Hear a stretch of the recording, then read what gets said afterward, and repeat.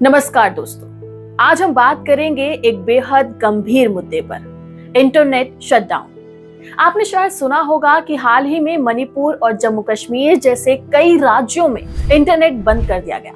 2024 में भी ये सिलसिला जारी रहा था, जहां मणिपुर में लगातार तनाव के चलते पिछले कुछ महीनों में बार बार इंटरनेट सर्विसेज रोकी गई।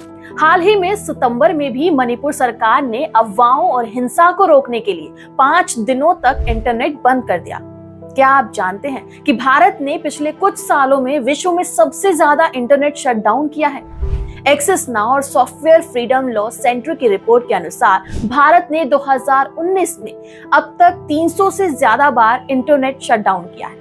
सरकार का कहना है कि ये कदम इसलिए उठाया जाता है ताकि राष्ट्रीय सुरक्षा और शांति को बनाए रखा जा सके, लेकिन इसका असर हर लोगों के जीवन पर पड़ता है। आइए जानते हैं कैसे।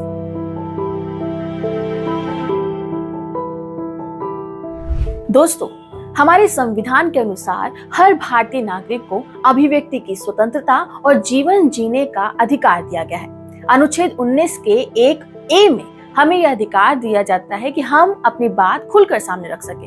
ये सिर्फ बोलने तक ही लिमिटेड नहीं है, बल्कि इंटरनेट के माध्यम से अपनी राय व्यक्त करना और जानकारी हासिल करना भी इसमें शामिल है। जब इंटरनेट बंद होता है तो न केवल हमारा अधिकार प्रभावित होता है, बल्कि हम एक तरह से मौन कर दिए जाते हैं। उदाहरण के तौर पर मणिपुर में हुए शटडाउन के दौरान न सिर्फ आम जनता बल्कि पत्रकारों और सामाजिक कार्यकर्ताओं की आवाज भी दब गई।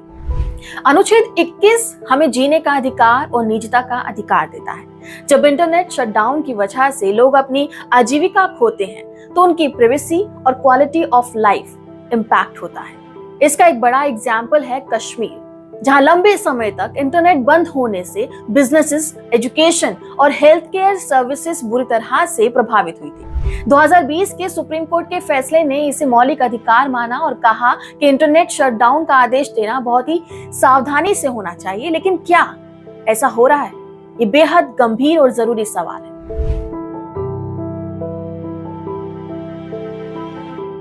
अब बात करते हैं हमारे डेली लाइफ और इकोनॉमिक स्फीयर पर पड़ने वाले इम्पैक्ट की। डिजिटल इंडिया का सपना सिर्फ इंटरनेट पर डिपेंड करता है। जब हम डिजिटल इंडिया की बात करते हैं तो हमारा ध्यान online banking, digital payment, online education और डिजिटल मार्केट स्पेस पर होता है।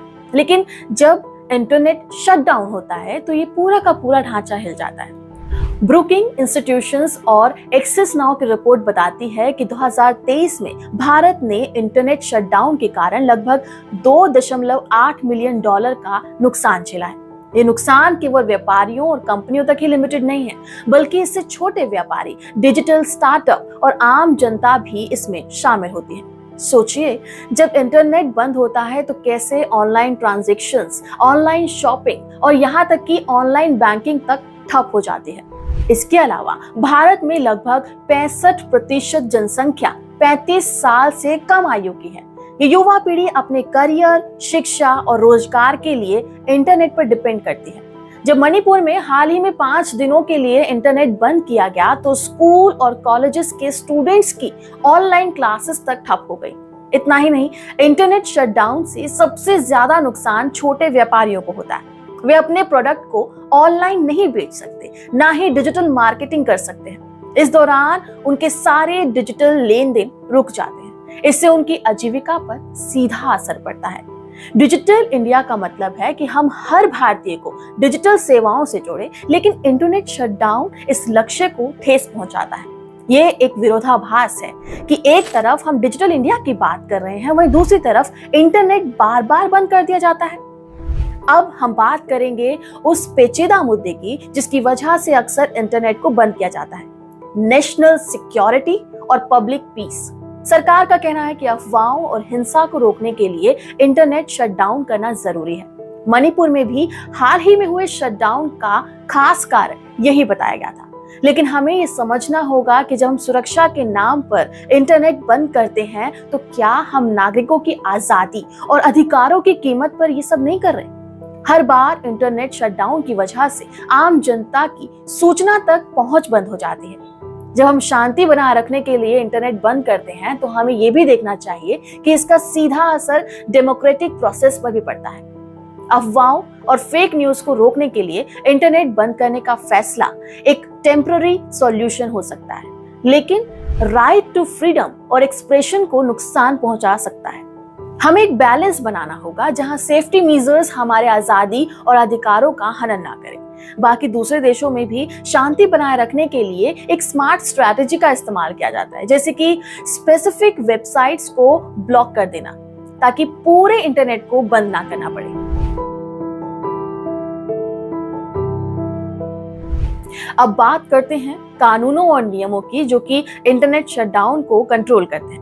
टेलीकॉम एक्ट 2023 के तहत इंटरनेट शटडाउन का आदेश सिर्फ केंद्र और राज्य के होम सेक्रेटरीज ही दे सकते हैं, लेकिन इसके लिए एक स्ट्रिक्ट प्रोसीजर को लागू करना होता है। इतना ही नहीं बल्कि नए नियम के तहत किसी भी शटडाउन के आदेश में साफ कारण बताना जरूरी है। यह भी बताया जाना चाहिए कि शटडाउन का एरिया और टाइम पीरियड क्या होगा। आपको बता दूं कि नियमों के अनुसार ये टाइम पीरियड 15 दिन से ज्यादा का नहीं हो सकता है।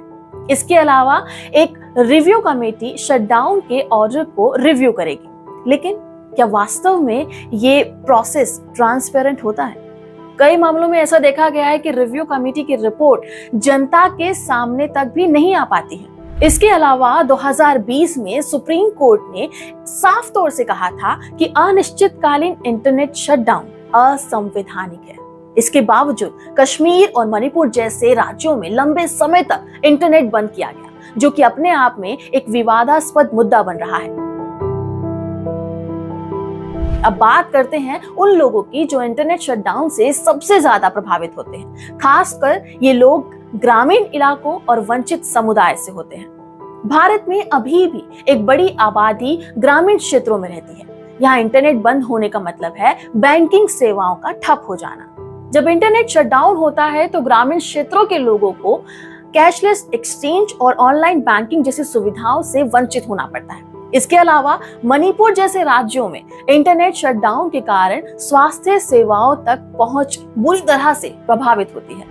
डिजिटल इंडिया का सपना जहां हर कोई डिजिटल सेवाओं से जुड़ा हो, वहां पर ये शटडाउन एक बड़ा रोड़ा बनता है। यहाँ तक कि शहरी इलाकों में भी ये कहीं ना कहीं डिसएडवांटेज कम्युनिटीज और माइनॉरिटीज को इंटरनेट से ज्यादा प्रभावित करती है। ये अक्सर सरकारी योजनाओं, ऑनलाइन एजुकेशन और हेल्थ केयर सर्विसेज के लिए इंटरनेट पर डिपेंडेंट होते हैं। उदाहरण के लिए अगर हम बात करें तो रिमोट एरियाज में रहने वाले लोगों को टेलीमेडिसिन पर डिपेंड होना पड़ता है। उनके लिए इंटरनेट बंद होने का मतलब है स्वास्थ्य सेवाओं से पूरी तरह से वंचित हो जाना। अब बात करें शिक्षा की। जब हम डिजिटल शिक्षा की बात करते हैं तो सबसे ज्यादा उन स्टूडेंट्स के लिए जरूरी होती है जो कि ग्रामीण इलाकों या फिर लो इनकम ग्रुप से आते हैं। मणिपुर में शटडाउन ने बच्चों की ऑनलाइन एजुकेशन को पूरी तरीके से प्रभावित किया, खासकर उन बच्चों को जो पहले से ही लिमिटेड रिसोर्सेज के साथ अपनी पढ़ाई कर रहे थे। इंटरनेट बंद होने की वजह से उनकी पढ़ाई पूरी तरह से कहीं ना कहीं इम्पैक्ट हुई। सोचिए, जिन बच्चों के पास पहले ही शिक्षा के कम साधन हैं, उनके लिए कितना बड़ा झटका होगा। ऐसे में आप में से कुछ लोगों का सवाल हो सकता है कि क्या हम इंटरनेट शटडाउन के बिना भी शांति और सुरक्षा को बनाए रख सकते हैं? जी हाँ, ये सच में मुमकिन हो सकता है। इसके लिए हमें कुछ टेक्नोलॉजिकल और सोशल चॉइसेस को और देखना होगा। जैसे कई देशों में पूरे इंटरनेट को बंद करने के बजाय केवल कुछ खास वेबसाइट्स या फिर सोशल मीडिया प्लेटफॉर्म्स को ब्लॉक कर दिया जाता है। उदाहरण के लिए किसी खास इलाके में सिर्फ फेसबुक या व्हाट्सएप को ही बंद किया जा सकता है ताकि अफवाहें और गलत जानकारियां ना फैले। इससे लोग अपनी बाकी इंटरनेट सर्विसेज का इस्तेमाल कर सकते हैं और उनकी आजीविका पर भी सीधा असर नहीं पड़ेगा। इसके अलावा अफवाहों और गलत इंफॉर्मेशन से निपटने के लिए डिजिटल लिटरेसी बेहद जरूरी है। अगर लोगों को इसकी जानकारी होगी तो कैसे फेक न्यूज पहचानी जा सकती है वो खुद जान जाएंगे और अफवाहों का शिकार नहीं होंगे। कई एनजीओस और सिविल सोसाइटी संगठन इस दिशा में काम कर रहे हैं। उदाहरण के लिए फेक न्यूज बस्टर्स और अल्ट न्यूज जैसे संगठन लोगों को जागरूक कर रहे हैं कि कैसे सही और गलत की जानकारी के बीच में फर्क किया जा सकता है। इसके अलावा सिविल सोसाइटीज और एनजीओस का इस दिशा में बहुत बड़ा योगदान भी हो सकता है। ये संगठन डिजिटल लिटरेसी को बढ़ावा दे सकते हैं और लोगों को बता सकते हैं कि कैसे इंटरनेट का सही इस्तेमाल किया जाए।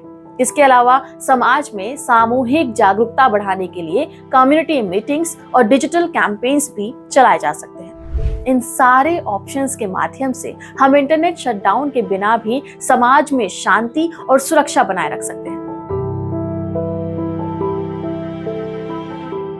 तो दोस्तों, अब वक्त आ गया है हम एक समाधान की तरफ बढ़े। इंटरनेट शटडाउन न सिर्फ हमारे अधिकारों का हनन है, बल्कि ये हमारी इकोनॉमी, सोशल और एजुकेशनल डेवलपमेंट में भी बाधा डालता है।